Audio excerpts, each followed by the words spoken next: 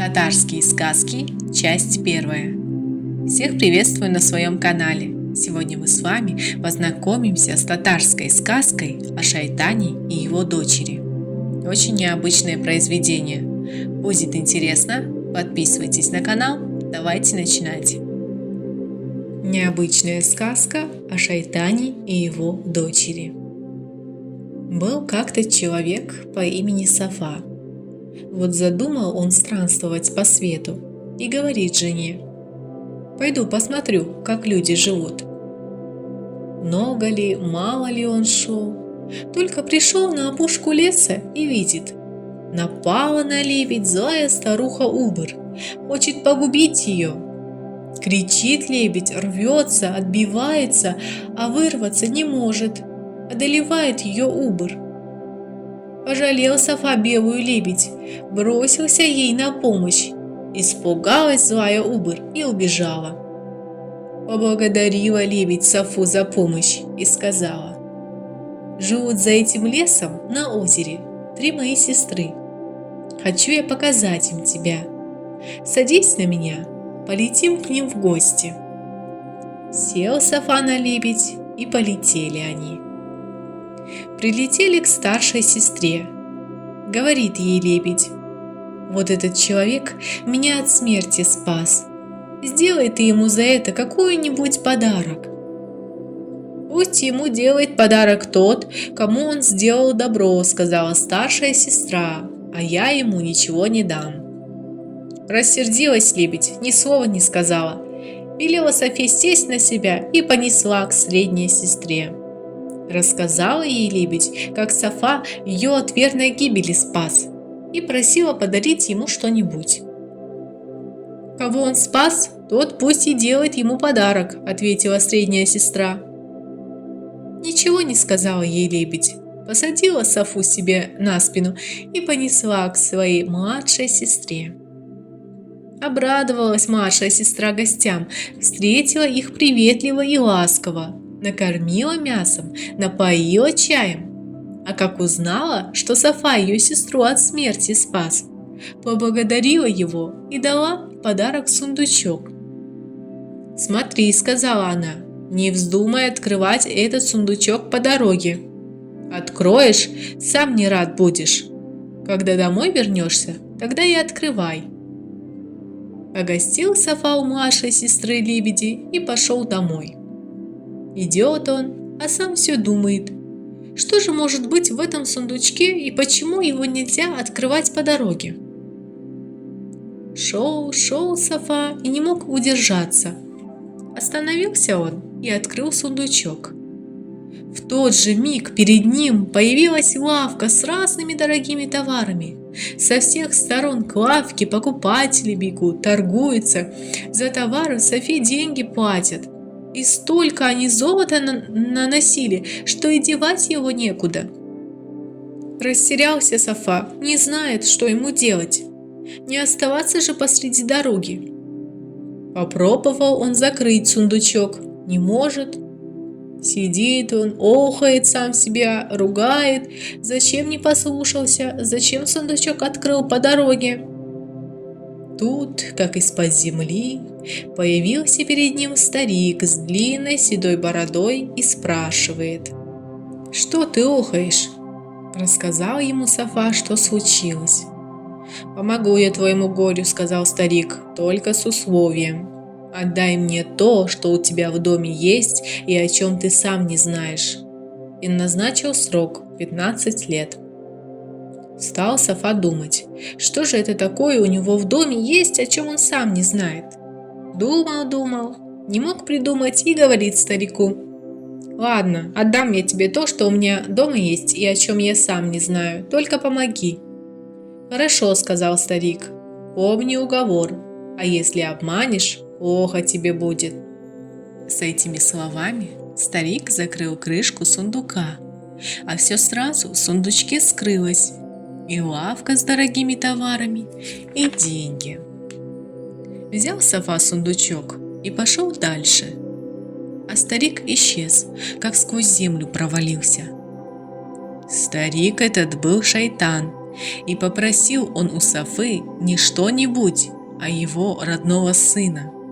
Когда Софа ушел странствовать, жена его родила сына, крепкого, сильного, красивого.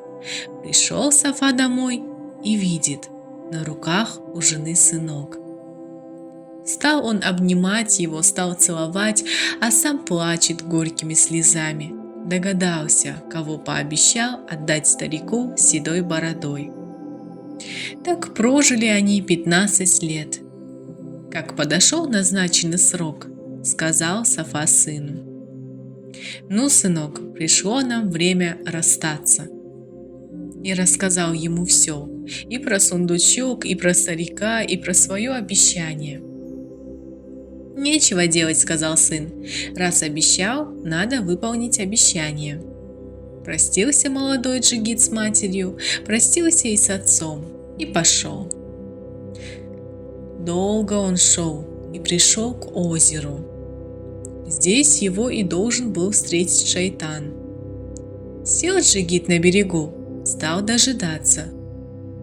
Вдруг зашумело что-то в небе, и прилетела на озеро стая белых лебедей. Не заметили они джигита, опустились на берег и стали плескаться в воде. Понравились лебеди джигиту. Подкрался он и схватил одну. Закричали птицы и улетели, а одна осталась в руках у джигита.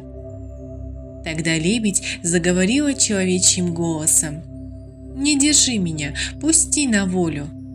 «Нет», — ответил джигит, — «никуда я тебя не пущу». Тут лебедь взмахнула крыльями и превратилась в красивую девушку. Подивился джигит и спрашивает: «Кто ты?» «Я дочь того шайтана, которому тебя обещал твой отец», — сказала девушка. «Мой отец людоед, он хочет съесть тебя. Но если ты отпустишь меня, я не дам тебе погибнуть. Как только шайтан захочет тебя съесть, скажи ему: дай мне какую-нибудь работу. А сейчас мне пора домой». С этими словами красавица-девушка взмахнула руками, превратилась в белую лебедь и улетела. И только она улетела, на берег озера пришел шайтан. Увидел он джигита, обрадовался и повел в свой дом. Как только они пришли, джигит сказал: «Не могу я жить, ничего не делая. Дай мне какую-нибудь работу». «Хорошо», — сказал шайтан, — «дам я тебе работу. За ночь выруби вот этот лес, распили все деревья, перекали на дрова и сложи дрова на поленнице. В эту же ночь продай дрова и на вырученные деньги купи ржи и засей очищенную от леса землю. В эту же ночь собери урожай, обмолоти и свези зерно в мой амбар. Не сможешь этого сделать, не быть тебе в живых».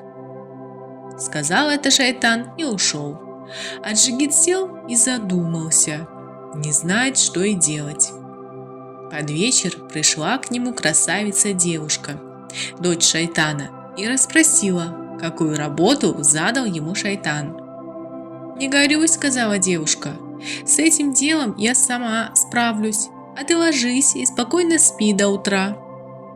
Послушался ее джигит и лег спать. В самую полночь вышла красавица на крыльцо и тихонько свистнула.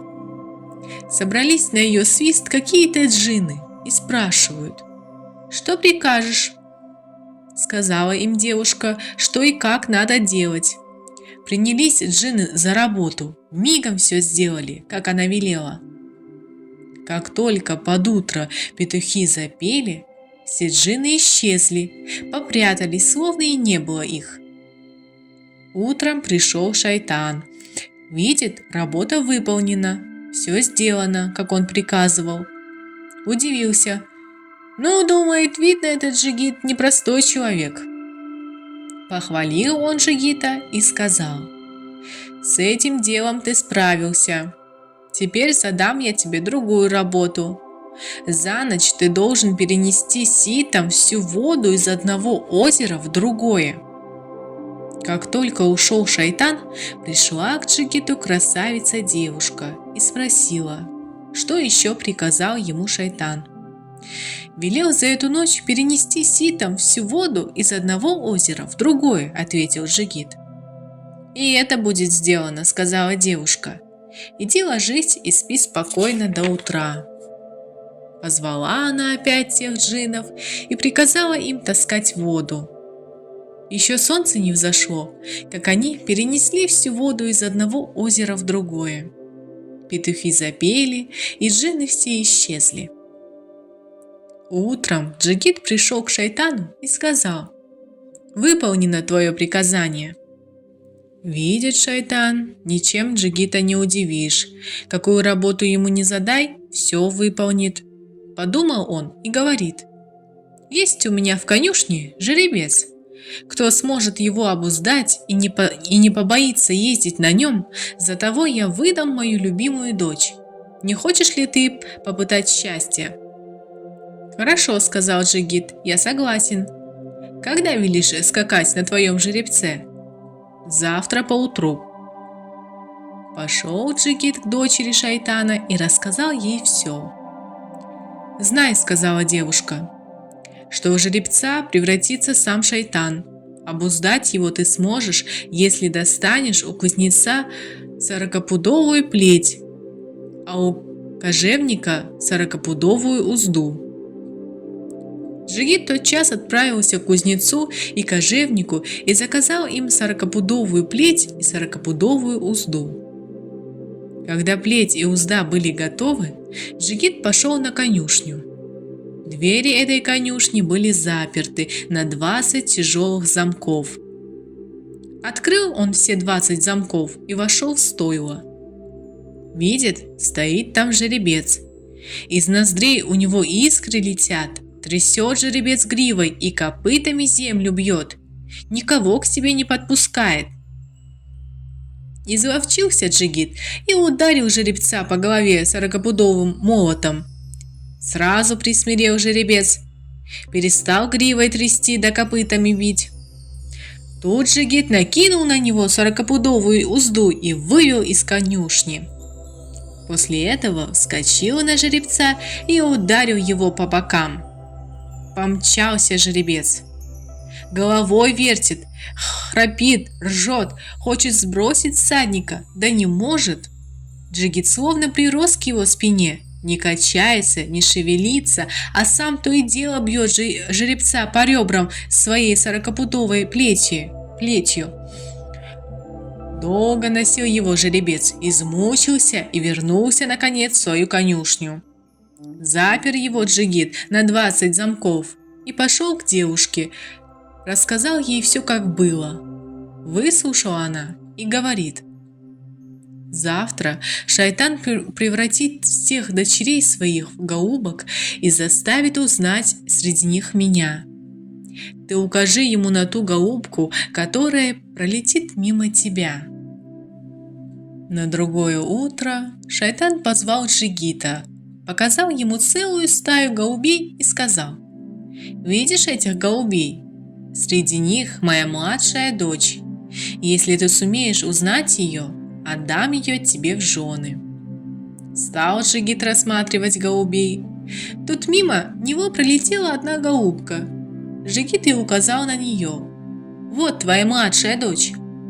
Рассердился шайтан. Но, думает, видно, она сама ему сказала, как ее среди других голубей узнать. Вечером пришла младшая дочь шайтана к Джигиту и говорит: «Завтра отец опять прикажет тебе узнать меня среди моих сестер. Все мы будем играть на кубызе. Как только мы начнем играть, ты пляши. Когда ты будешь плясать, музыка затихнет. Отец и все сестры будут смотреть на твои ноги, а я стану играть новую плясовую. Ты меня и узнаешь». На другой день шайтан позвал Джигита, показал ему 40 своих дочерей и сказал: «Если ты сумеешь узнать, какая из этих девушек моя младшая дочь, ты получишь ее в жены. Если не узнаешь, не быть тебе в живых». Девушки все были в одинаковых платьях, у всех в руках кубызы. Шайтан сделал знак, и все девушки заиграли на кубызах. «Какая же из этих девушек моя младшая дочь?» – спросил Шайтан. Но Джигит не ответил на его вопрос и начал плясать. Все девушки засмотрелись на него и перестали играть. Только один кубыз заиграл новую плясовую. Джигит незаметно взглянул на играющую девушку, а сам продолжал плясать. Когда он перестал плясать, Шайтан опять спросил: «Где же моя младшая дочь?» Джигит подошел к девушке и сказал: «Вот твоя младшая дочь». «Ну!» – крикнул рассерженный Шайтан. «Ты сам не смог бы узнать ее. Это она научила тебя. Проучу я вас обоих за это». Приказал Шайтан бросить Джигита и свою младшую дочь в зиндан. Ночью девушка превратилась в мушку и вылетела из зиндана. Потом она снова превратилась в девушку, сбегала на гумно, взяла 2 снопа и принесла их к зиндану. Стражник в это время отошел далеко и не видел, как девушка внесла в зиндан снопы. Снопы она положила на пол и прикрыла их своей одеждой, а сверху плюнула на них. «Ну, — сказала она, — ждать нам некогда, пора бежать». Девушка превратила себя и Джигита в мушек, и они оба выбрались из темницы. Как только выбрались, они приняли свой прежний вид и пустились бежать.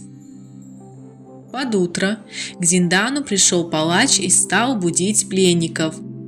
«Эй, вы, спите вы или не спите?» «Нет, еще спим», — ответили слюнки на снопах. «А знаете ли вы, что вам скоро отрубят головы?» «Знаем». Разговор продолжался до тех пор, пока слюнки на снопах не высохли. Палач продолжал задавать свои вопросы, но ответов уже не получал. «Вы что, заснули, что ли?» – закричал палач. «Вот сейчас я разбужу вас». С этими словами он вошел в зиндан, подбежал к прикрытым одеждой снопам и там ударил по них, что снопы рассыпались. Тут палач понял, в чем дело. Побежал он к Шайтану, рассказал, что пленники исчезли, а вместо себя оставили в зиндане 2 снопа. Разозлился Шайтан, когда узнал, что его дочь и Джигит сбежали, и тотчас же послал за ними погоню. А Джигит и красавица-девушка успели убежать далеко. Прислушалась девушка, услыхала конский топот и говорит: «Настигают нас конники Шайтана, я уже вижу их вдалеке». Тут она сама превратилась в мечеть, а Джигита превратила в старика Муэдзина. Подъехали слуги Шайтана и крикнули: «Эй, Муэдзин, не видал ли ты молодого Джигита и красавицу-девушку?» «Нет», — ответил Муэдзин. «Много лет я безотлучно нахожусь при этой мечети, но никогда не видал тут молодого Джигита и красавицы-девушки». Слуги Шайтана прискакали домой и сказали, что не нашли беглецов, а видели только мечеть до старика Муэдзина. Набросился Шайтан на своих слуг и стал ругать их. «Да ведь мечеть и Муэдзин – это и были беглецы! Скачите скорее туда снова, схватите Муэдзина и сломайте мечеть». Поскакали слуги на то место, где стояла мечеть, а там уже нет ни мечети, ни Муэдзина. Помчались они дальше. Услышала девушка конский топот и говорит: «За нами слуги Шайтана гонятся». Превратила она Джигита в пастуха, а сама превратилась в стадо овец. Подъехали слуги Шайтана и закричали: «Эй, пастух, не заметил ли ты по дороге молодого Джигита и девушку-красавицу?» «С давних пор я пасу здесь стадо», — ответил пастух, «а девушки и Джигита не видал, не встречал. Видно, они не здесь прошли». Опять возвратились слуги Шайтана ни с чем. Приехали они и рассказали Шайтану, что кроме пастуха до стада никого не встретили по дороге. И еще больше разозлился шайтан, еще больше стал ругать своих слуг. Потом вскочил на коня и сам помчался в погоню. А девушка и Джигит в это время приняли свой прежний облик и побежали дальше. Завидел их шайтан и погнал своего коня изо всех сил. Вот-вот нагонит, вот-вот схватит. Но девушка оглянулась, увидела шайтана и тотчас превратилась в море, а Джигита превратила в золотую рыбку. Прискакал шайтан к морю и закричал: «Ну, теперь никуда от меня не уйдете!» Стал он плавать да нырять, стал ловить золотую рыбку. Рыбку он не поймал, а сам захлебнулся. Тут девушка и Джигит снова приняли свой облик. Сели они на коня шайтана и приехали к родителям Джигита. Приехали, поженились и стали жить в дружбе и согласии. Подписывайтесь на мой канал. Тут вы можете найти интересные сказки, стихотворения, песенки, рассказы, загадки, потешки для детей и многое-многое другое. До новых встреч!